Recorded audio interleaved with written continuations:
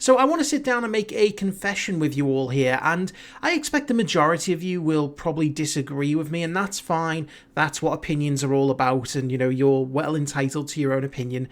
But I wanted to sit down and just say it to the camera. I hate Lego. Now, I don't hate Lego as a concept. I don't hate Lego as a toy. I used to love playing with Lego when I was younger. You used to get the kind of random build kits. You just got a bunch of Legos, built what you wanted, and it was great for the imagination of a child. And sometimes you'd get sets like, a fire station or a castle or something that, you could actually build towards. What I hate about Lego is what it's become. Ever since it has started to branch out and be branded, and the biggest one, I think, is Star Wars. The Lego Star Wars, connection has been going on for many, many years, I think 20 plus years now. And Lego is no doubt one of the most successful and most recognizable brands on the planet, and it's branched out into video games. It's obviously still going strong with the toys, but you've got movies now as well, so it is no doubt a very popular and successful brand. But I hate what it's become, because it's become so soulless, and it is something that I just find to be the epitome of corporate greed. It is so overpriced. Everything now is hundreds and hundreds of dollars, and what are you getting out of it? Really, it's bits of plastic. And yes, it's great for, kids to be able to build their favorite things, but I've never understood the allure of what Lego really has become now. And again, I'm going to be a little bit honest here and say I find Lego to be ugly. And I didn't mind that as a kid because they were building blocks, you didn't care about how it looked. But when it's trying to imitate actual things, things that you recognize, like an X-Wing or a TIE fighter, I just find it frankly quite ugly. And I would rather have an actual build kit of a Star Destroyer that looks like a Star Destroyer than something that you would build out of Lego. And don't get me wrong, I understand that people like the Lego style, and that's fair. But I think the latest thing to come out of Lego really kind of epitomizes everything that I hate about it, because they've just announced the newest Star Wars Lego collaboration, and is the Death Star. And again, they've released a couple of Death Stars now, and, they've been these kind of big, chunky, globe-like contraptions. I think there's one in Spider-Man that you see Ned builds.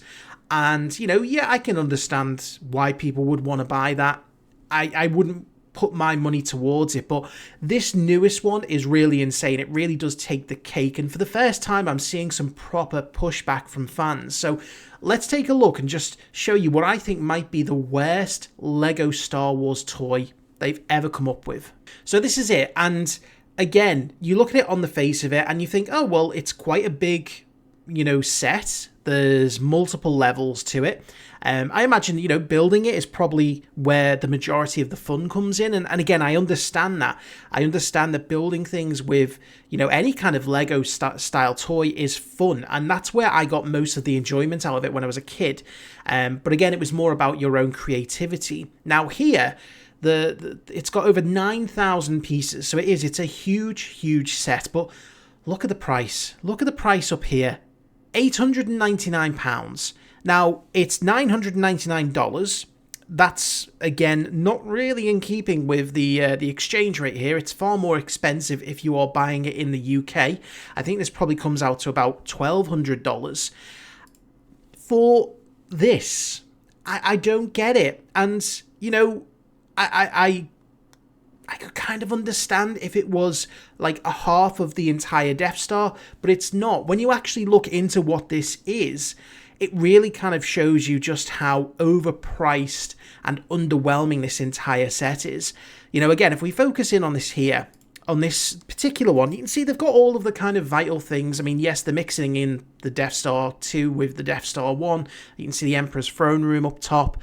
You've got the kind of tractor beam apparatus down here mixed in with Luke and Leia swinging across. You've got the meeting room, you've got the hangar bay, and it does come with a gift of a small TIE fighter that fits in on this wall, which again, I don't understand. You're paying $1,000 for something.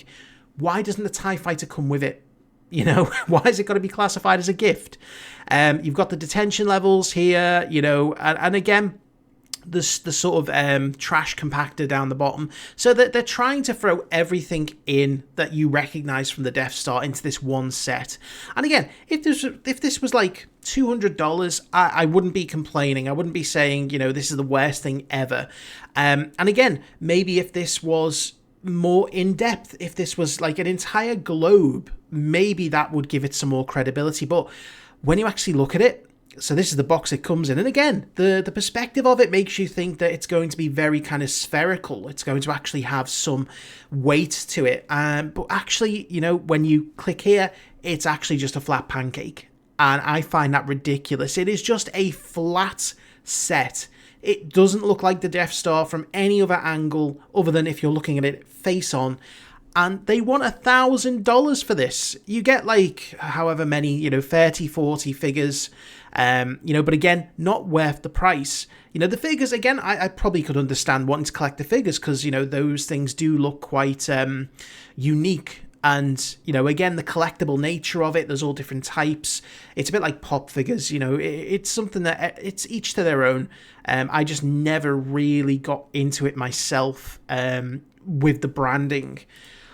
You know, and it's showing you some of the smaller pieces here. I mean, this thing on its own, the shuttle would probably cost you about, you know, £30-40, which I still find ridiculous. You know, the cheapest Lego sets that you can find are probably like £15, and they're these tiny little things. £15 back in the day used to get you entire Lego sets, but again, that's just me, you know, bleating on about lost childhoods and, you know, inflation and the corporate greed elements. And again, it's just trying to show you, you know, different perspectives of, you know, the insides, but it's absolutely ridiculous that anyone is going to pay, you know, $1,000. And again, it's a fairly sizable thing, but for $1,000, I could get, you know, a proper, you know, decently sized Superstar Destroyer build kit. And that would look far more impressive. It would look far more accurate. You know, and again, I don't believe that the majority of the adults who are going to be buying this for themselves are going to be sat there playing with it. They're going to display it. And so I think to myself, well, if you're going to display it, why not, you know, have something that actually looks accurate? I mean, look, it looks like a wall decoration. And it does not. And again, this is just me with Lego in general. I just don't think it's a very good style for a decoration like that. As a toy, maybe, but I just don't get it. I really, really don't. You know, sure, it might be fun to build. If I was to get it for, you know, maybe $200, I wouldn't be griping about it, but yeah, look at it. It looks ridiculous, and I don't know how they can justify the price tag. If you were to ask me, how much do I think this cost for them to make, I'd say less than, you know, $100 all in for the plastics.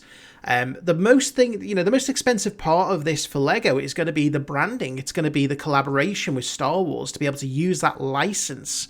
That's what they're paying out the arse for, and they're passing that on to consumers. But again, I'd say even with those costs all in, there's still probably a 100% upmark in the price. I wouldn't say that all in this cost more than $400 or $500 for them to make.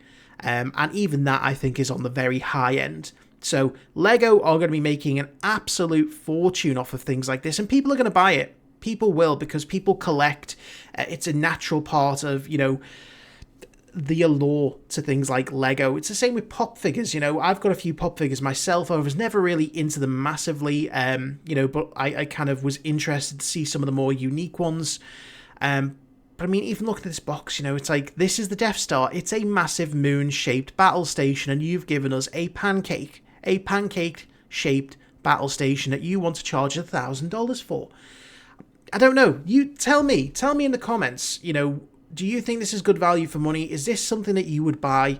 Is there anything worse or more expensive, you know, that you don't get what you should from? That's why I say, yes, Lego for me has always been a bit of a bugbear. You know, I don't mind the games, I don't mind the movies, because they're, you know, inoffensive. You know, they're kind of fun. You know, it's with this kind of taking advantage of parents with young kids who obviously want these things, charging you out the arse for it. I mean, over here in Liverpool, we had a Lego store. And I used to go around it every so often just to browse. And that's what most people did. They just browsed because they couldn't afford it or they weren't willing to spend money on it. And lo and behold, the store was closed down because, they just weren't doing the business. It's going to be those, those few who kind of will be willing to, fork out the extreme amounts for things like this. I'm not one of them. Let me know if you are. Let me know if there's anything that you can think of that it just isn't worth the money in the extreme that this is. In the meantime, thank you for watching, and I'll see you around.